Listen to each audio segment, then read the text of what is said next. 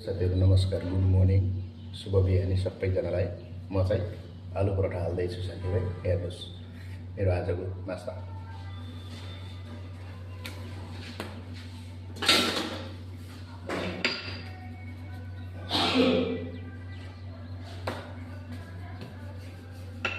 हेर्नुहोस् साथीहरु, आलु पराठा मैले कसरी बनाउँछु भने म चाहिँ रोटी जस्तो बेलन बनाउँछु। लच्छा पराठा जस्तो बहुत मजा आता है।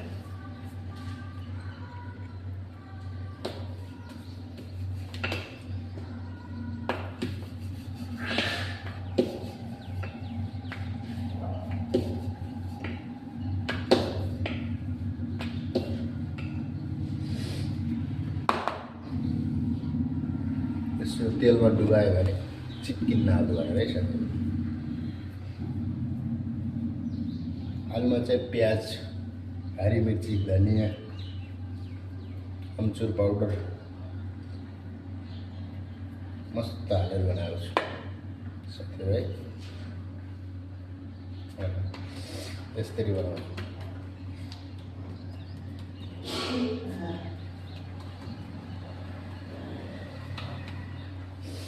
तपाईहरुले कसरी बनाउनुहुन्छ मेरो साथीहरूले भनेको छैन नि माया लाउनेले।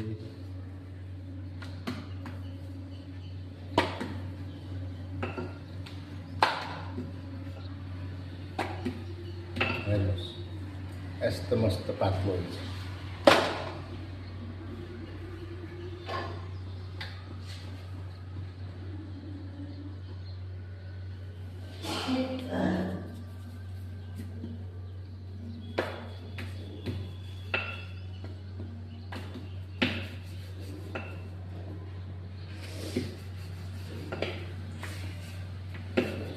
यसरी बनायो भने बहुत मस्त हुन्छ।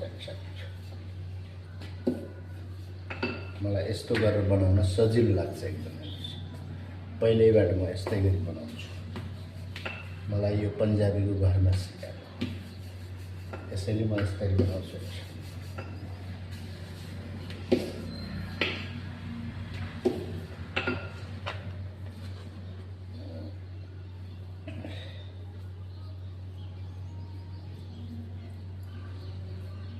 आलू पराठा बनाएगा भनेर बनेगा और साथ में दही खिलाएगा। हमको थोड़ा सा दही होना जी भन्ने मान्छेहरू यहाँका होइनन्। हेर्नुहोस्, यिनी साउथ अफ्रिका